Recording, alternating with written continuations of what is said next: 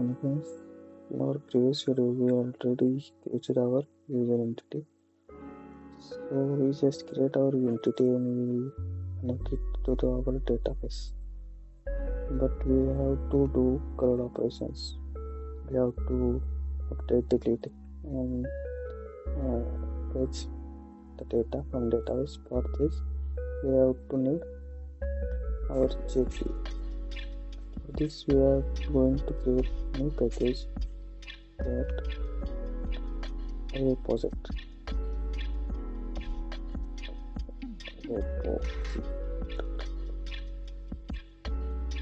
In this repository package, we are adding our all repositories we need. We are creating our first repository, UserRepository. We are simply just extending JpaRepository. Here we have to pass our table name or user and the primary key data type for this. Table name is user from our blog application package, comma integer. Here we have to pass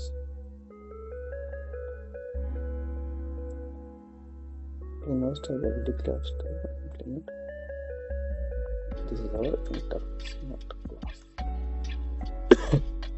Here we pass wrapper class because this is repository.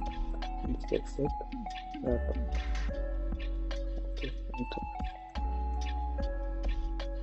Okay. Then we are going to create our payload. Payload is just our copy of our user payloads.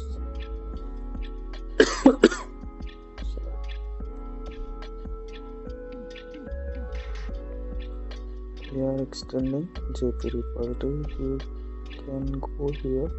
You can see this type and ID. We have to pass. It can give us methods like delete, find all, find. These types of method is automatically provides.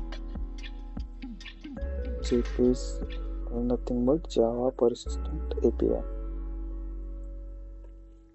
JPA provides set of rules to achieve ORM using Hibernate.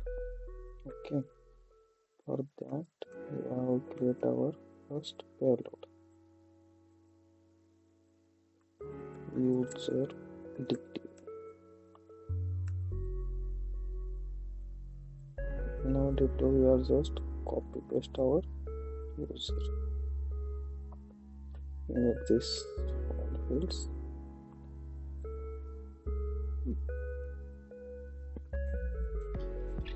Whenever we are seeing our entity, we don't need this entity will see users all. We are exchanging this user detail to all our operations. Simply paste here and just adding data for getters and setters and all our constructor and now constructor. Your data is ready. So in this here if you want your table also, here you can pass your table name. Here you can also pass your table and user table.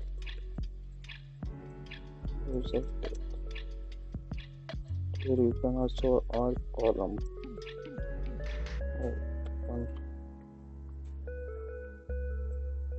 Enter column, and we can also give here user name. But I just don't want to add this. You can also if you want. So our directory is ready, our user is already ready, our repository is ready. We'll provide all the methods to perform call operation. We also want another package called service. In our service package, we are going to write our all logic.